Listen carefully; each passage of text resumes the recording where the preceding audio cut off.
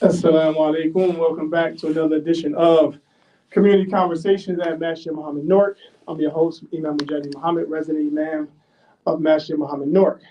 We thank you all for tuning in on Facebook and YouTube. We ask you also to join us on our website at www.masjidmuhammad.org. That's www.masjidmuhammadnoor.org.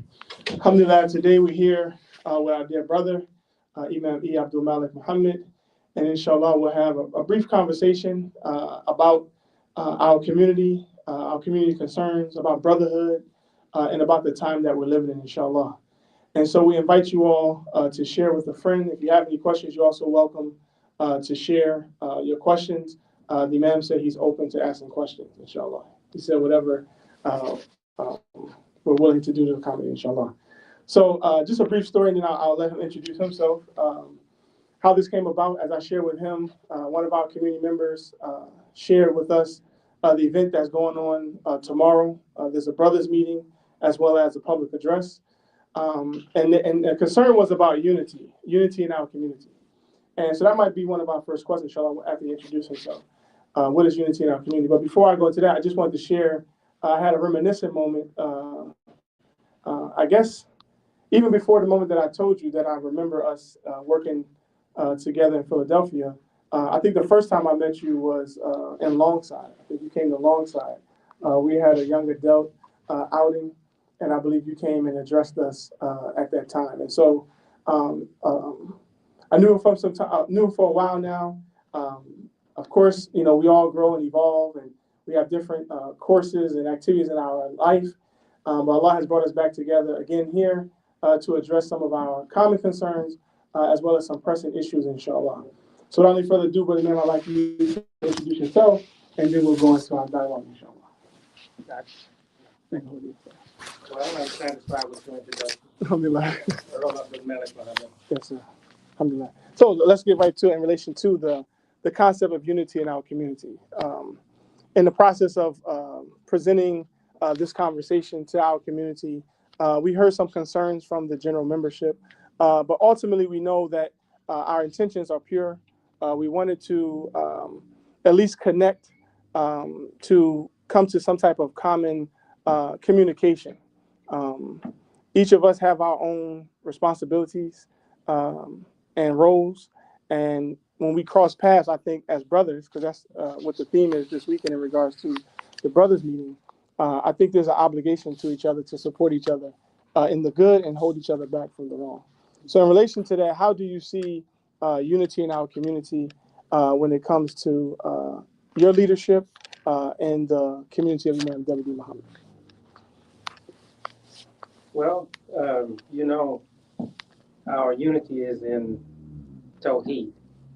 We are distinguished by our witness to God's oneness, and the implications of that oneness is that human life and human purpose, human destiny is one.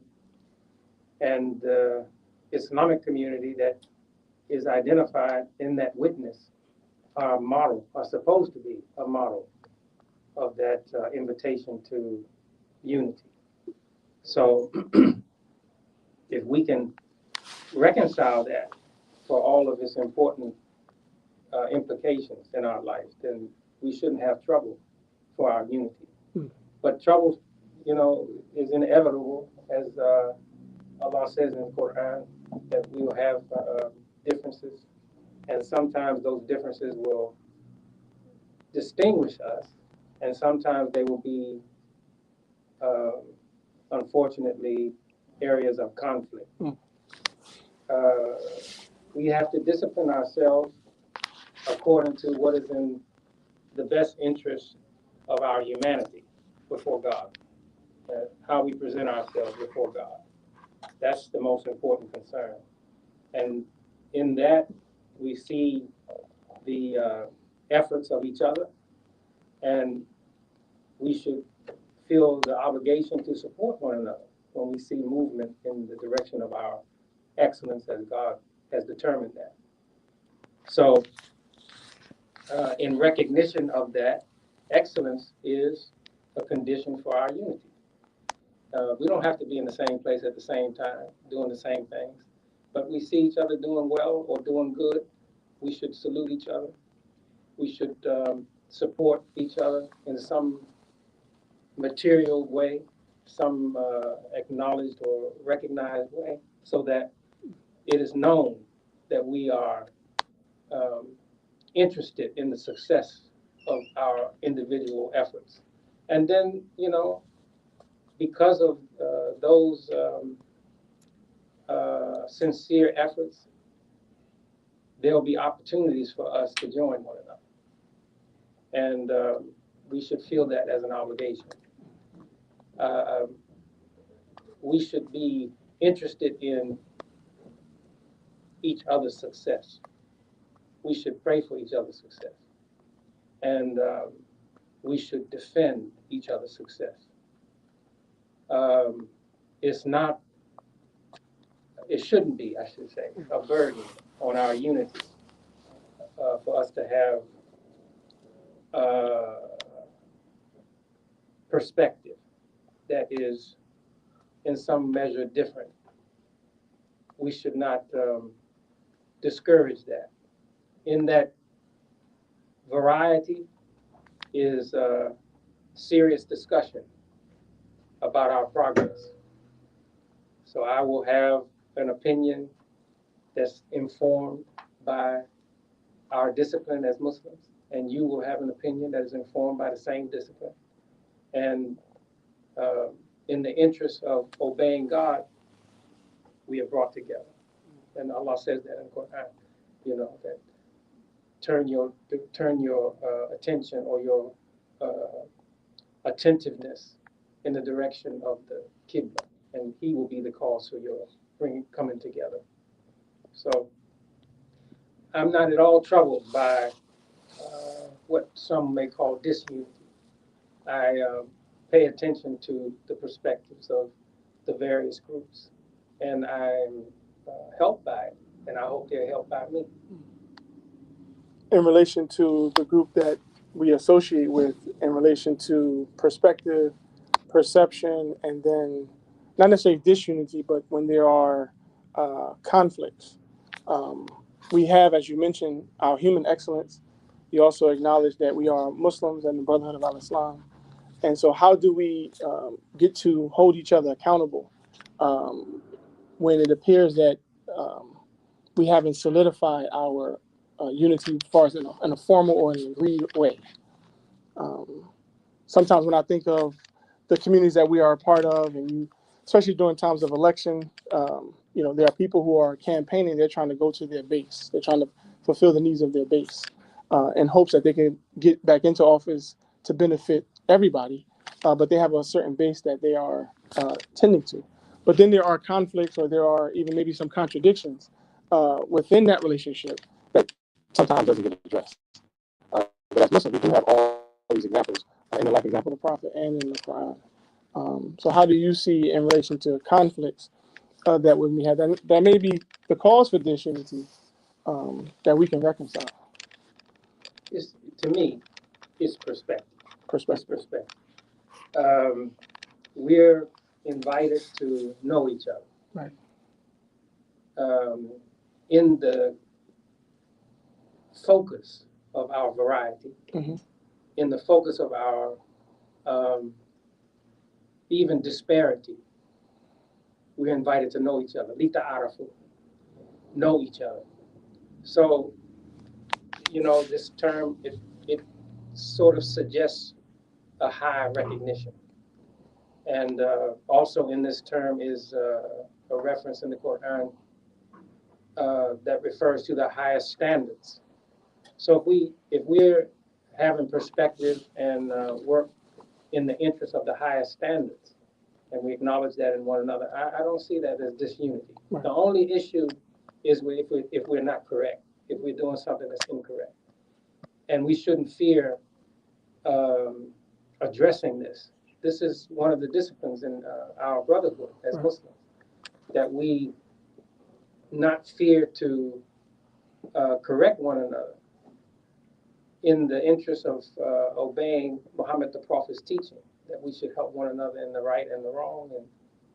And as you know, he was asked about this, and he said, pull the person away from what is wrong.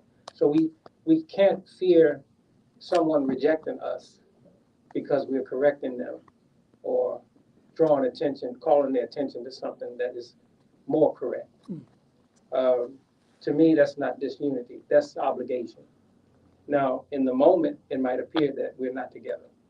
But if we're focusing excellence and compliance, obedience to God's purpose for human life, then we're ultimately together.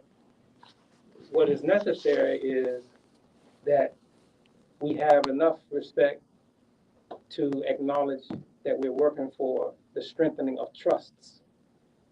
And if you can see that a person is working for the strengthening of society and lifting burdens off people, they may not have the same language that you have. They may not have the same information that you have. They may not have the same knowledge base that you have, but they're working for the good. Well, we have an obligation to support that. And in that is strength and I would say an antidote to the problem of or the weight or the burden of disunity. In your experience as a leader promoting Al-Islam in America and seeing the challenges outside of our community, can you address that for a moment in relation to the challenge of expressing Al-Islam in this time? You mean in the public? In the public, yes, sir. I see that as the most important matter for us. And what I mean by that is the Quran, Muhammad the Prophet, predicted a time of distraction and confusion in the world, primarily coming from leadership or people who have been thought to be carrying the responsibility of leadership. What is expected of man in that time? Not very much, according to Prophet Muhammad's teaching. But he gave an answer to those that were concerned about what their behavior should be. And he said that accept the responsibility to uphold the good. So if we're promoting what is best for human life, according to what Islam teaches, then we're making a correction for the distractions, and we're giving support to those who are seeking to have clarity over confusion. And to me, it's the highest obligation that we have to present the true picture, a correct picture of Al-Islam in its appeal to support for human life in its excellence. And there's nothing that I concern myself with more than that. I believe that that is the tradition, as I have said, of Imam W.D. Muhammad. The public interactions, public discussion, representation of our message in a public way that establishes us upon an obligation to be a model people. As a model people and a new people, you would also say in following the tradition, we should have an environment that reflects these values. How do you see in your years of experience of addressing the public life of Al-Islam, the proper understanding of Al-Islam, and us coming to expressing that in a built environment in our neighborhoods? The responsibility of local leadership is enormous in this regard. And in the city of Newark, for example,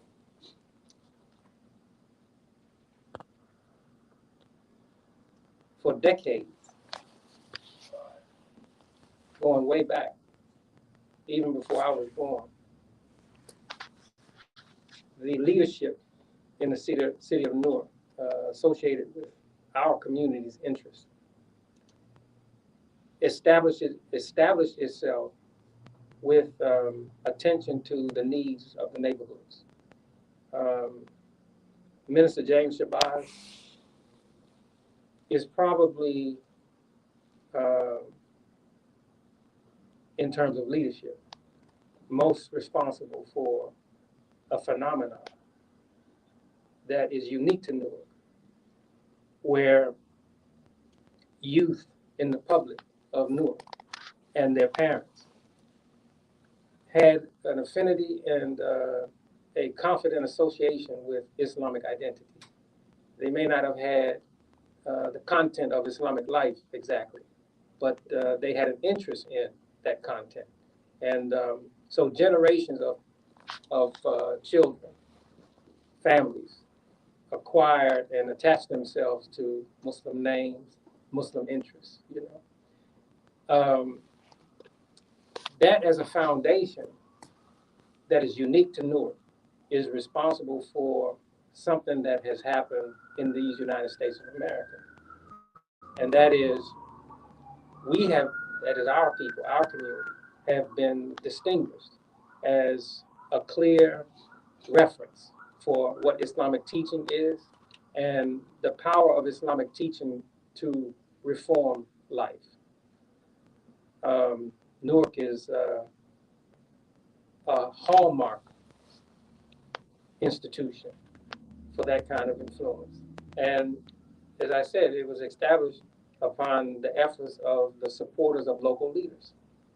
Minister James Shabazz,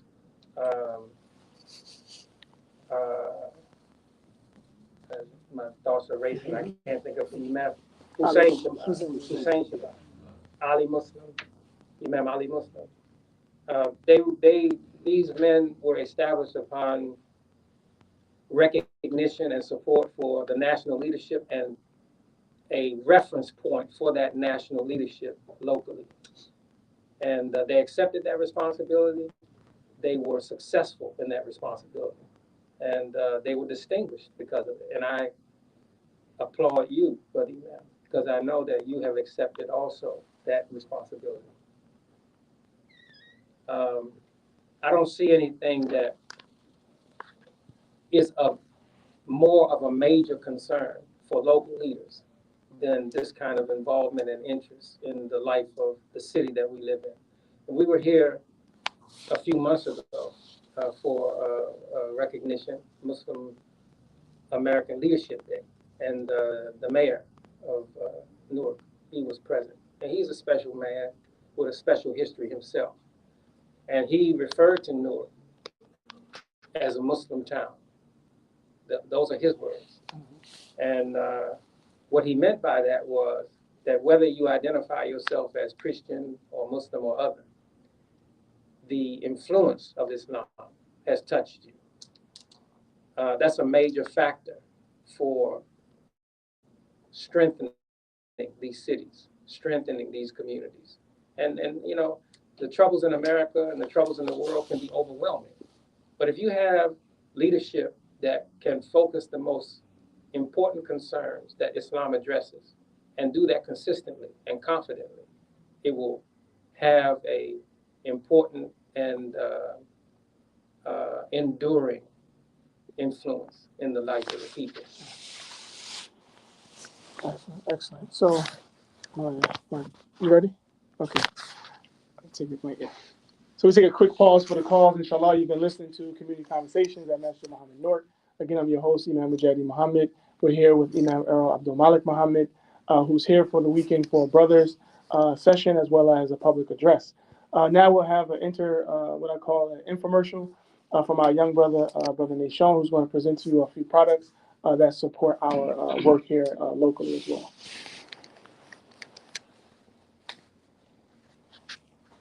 And if anyone who's watching on YouTube or Facebook, if you have any questions, you can put those in the chat now.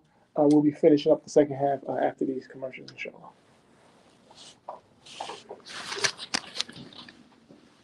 Assalamu alaikum. Alaikum assalam.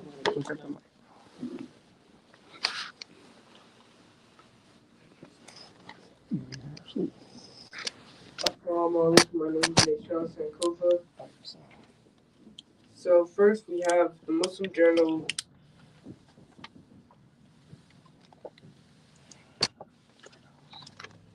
First we have the Muslim Journal. It's $3. This title is Dr. Angela Y. Davis to Gale. Interesting. And that's $3 if you would like to have one. And we have 2025 monthly playing guide. That's free. If you're interested in having planning the stuff you're going to do this year, we have this perfect thing that you need. We also have a Muslim journal, a pocket Muslim journal you can carry along with you. It's a little bit of the same thing, but you can write down things that you're going to do. Same thing in the 2025 monthly planning guide. This is $5. And then we have the Clear Quran series, English only. If you would like to have Quran, and if you're not really good at reading Arabic, then this is the good thing for you. This is also free. And right here we have Changing a Nation, the legacy of Imam W.D. Muhammad. This is $20 if you would like to. I guess it's a movie, something like that.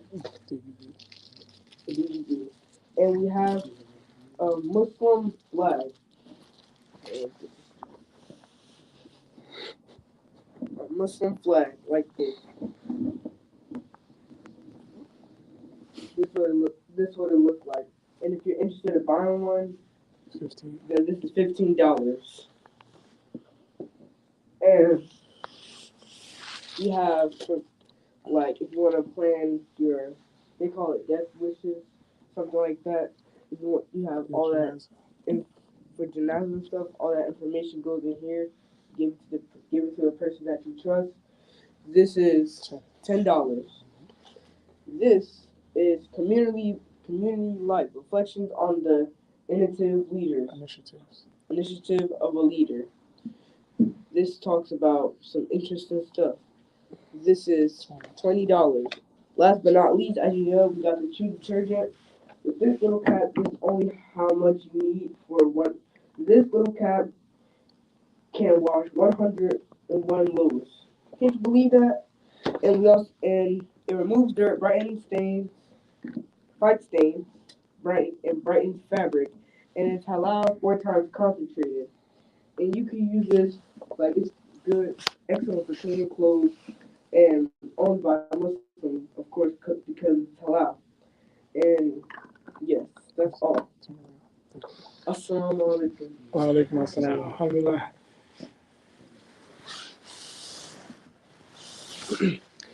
Welcome back again to Community Conversation. We thank our young brother Nishan for his infomercial and his comedic expression. Alhamdulillah. So as we finish up our interview, thinking about the next generation and youth development and education, can you speak towards that, inshallah? You know, our interest in the social order, that is family structure, and all that is produced from families is a primary concern for all civilized people. And certainly Islam places premium attention on it. In that context is an investment in time and nurturing,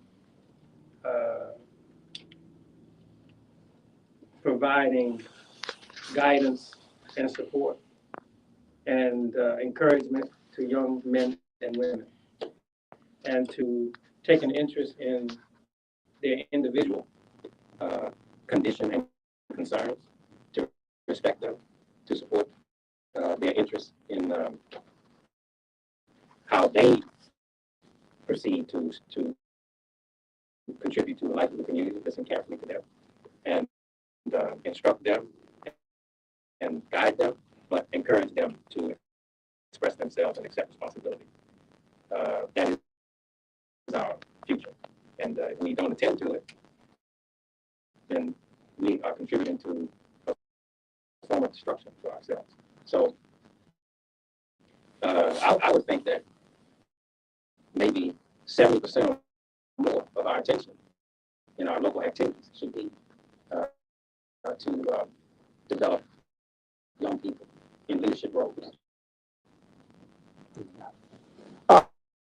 In relation to the event this weekend, would you like to address the brother session and the public address? Our interest there is to address the vital concerns of our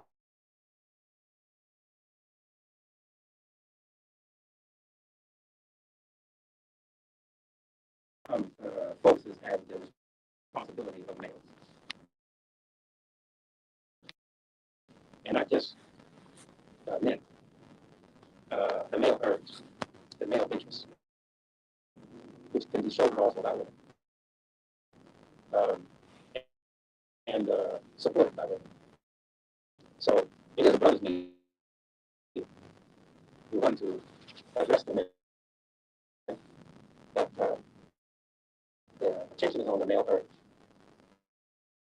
And in many ways, we can see in the condition of our neighborhoods that those things are being abandoned and neglected. And it requires, if we're feeling that we have to answer to God, it requires our attention, and it requires our immediate attention. So the topic for our program is addressing the vital interest in the context of community integrity. In relation to community integrity and attending to the male urge, we talked earlier about the importance of acknowledging our human excellence. We talked also about the importance of clearly communicating Al-Islam to the public life. We also covered briefly about the history of the leadership here in Newark, New Jersey. You mentioned something in regards to I don't know if we really got in on the neighborhood development. I think you did address some of the concerns in the neighborhood, but in relation to a model Muslim community. I like to end on that note, and particularly because the life example of the Prophet, as you know, and Imam Mohammed shared with us, is that we have to look at the Medina model. And in that model, there are a lot of examples of the Muhajirs, those who made the migration, and those who were the Ansars, those who were the helpers, and how they joined together. They shared in their resources, in their strength and protection. But there was something that they did in my studies that I always like to hone in on, that I see our community as the Muhammad Association locally, regionally, and nationally, that I think we should work to more, at least that's my interest, working towards more of us having that pact, an agreement to respect each other's property, respect each other's honor and family rights and responsibility, but also how we, as you mentioned earlier, we have a lot of resources on how to correct each other and to work together. And so I just want to get your insights or your perspective, as you mentioned, about perspective of how do you see this relationship of connecting our local communities, our regional and our national association, for us to achieve a common strategy for model Muslim community life.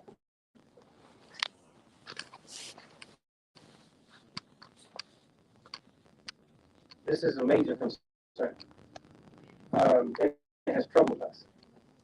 Our community has struggled with the nature of cooperation and support for these various areas of leadership, local leadership, regional leadership, national leadership. I'm of the opinion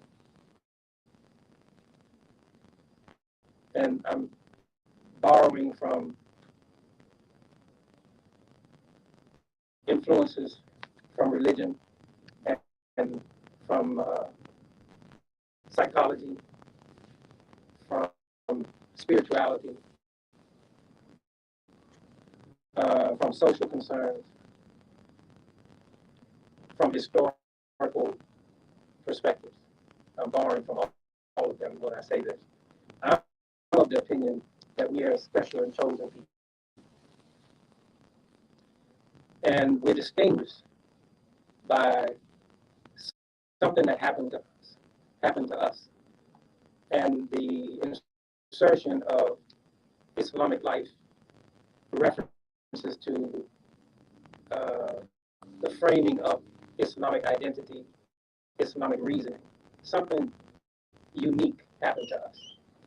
We were given an ability to reason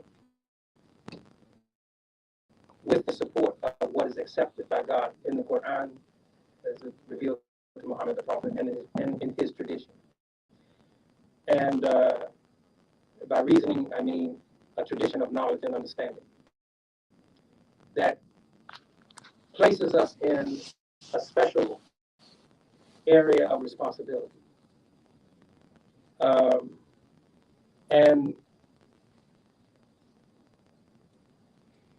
it is noteworthy and its heaviest or most significant characteristic is that it appeals to the sensitivities of all mankind in the American environment. That requires a kind of national representation, and it requires local leaders to acknowledge the obligation and responsibility to support that. Unfortunately, it has troubled us. And there, I think, are many reasons it has troubled us. But it's necessary. And it's not necessary to invite an American public or a world public to Islamic scholarship or ritual life. But what is necessary is that we display a reasoning in a time of confusion that focuses the possibilities of human life and the potential of human life and the sanctity of human life. That's what's out of focus. And we have a special perspective on it, but it requires that we agree that there's representation for that message. And it's not to say that there isn't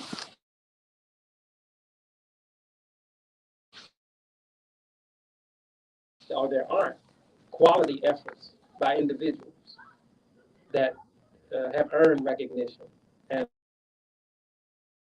deserve recognition. I salute her, but more is needed. There's an area of struggle that we have, that we have to accept and come to peace with. And that area of struggle is that we have to overcome the burden of the plantation influence that has weakened us as a people, and progress and unity and support, leadership, expression, representation for our community, and declare that before the world in our particular tradition. So we have been distinguished in history because of our leaders, the Honorable Elijah Muhammad, Imam IWDM Muhammad, and so we should expect, as we were influenced to, that we should have similar kind of representation presently and in the future. And you're saying it comes about because of a collective body or individual because that's where I think the controversies that kind of spill out, our community issues spill out, in the public life and online, and you have these different groups of the community sharing different perspectives, but yet not coming to the table to allow ourselves to agree, especially in person, I would think. Well, this conversation that we're having now Yes, sir. is a positive step in that direction. And I think it's first in the conscience. It's first expressed and displayed in the conscience. We come to an awareness that this has to be supported. And if we can come to that awareness, then that's the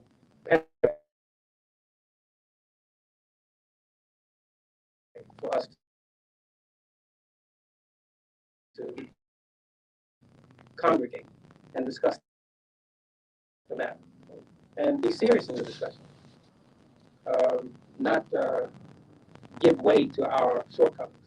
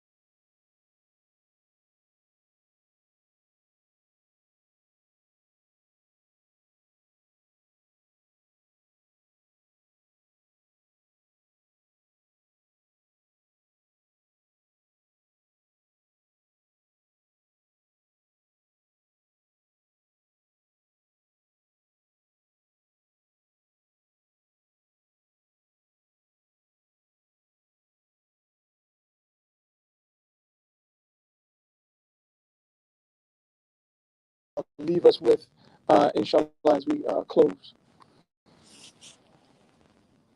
Well, I just am happy to be here in your as your guest and in this very important, special place, the Masjid Muhammad. And something that has always impressed me, touched me deeply, and impressed me about the city of Newark and the believers in the city of Newark is the embrace and confidence in the name of your masjid.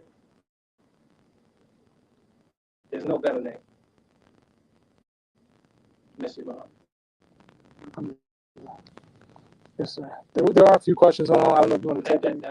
I'm saying something to a lot of people when I say that. The leaders in Newark, the imams, the supporters of the imams, the believers, the congregation, identified themselves. No matter where they went, they might have gone to another masjid, some other place, right? And called it something else, But when you're talking about Muslim identity in Newark, you are associating that with Masjid Mohammed-Your. Masjid Mohammed-Your. This is a very important influence. And what it says, that the responsibility to secure the environment for Islamic progress belongs to the moral leadership of Muhammad. And there's nothing about that.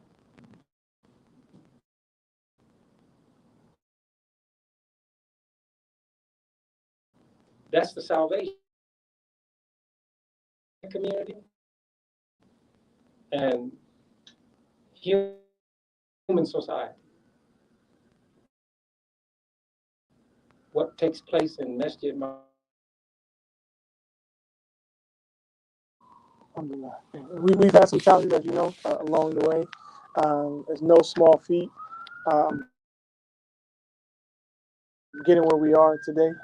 We thank Allah every day, coming here and seeing our young people. I remember myself coming in here as a child here and seeing Imam when he would come to Newark very often, and knowing the history of our community's leaders. And it really goes back to relationships.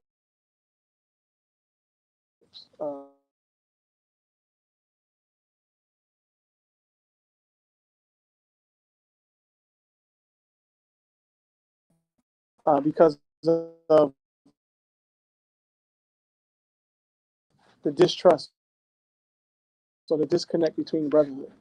And so it's no light matter that we take being here, working with the community here. And when we got the concern about unity, we don't shy away from addressing any concerns of disunity for the purpose of unity.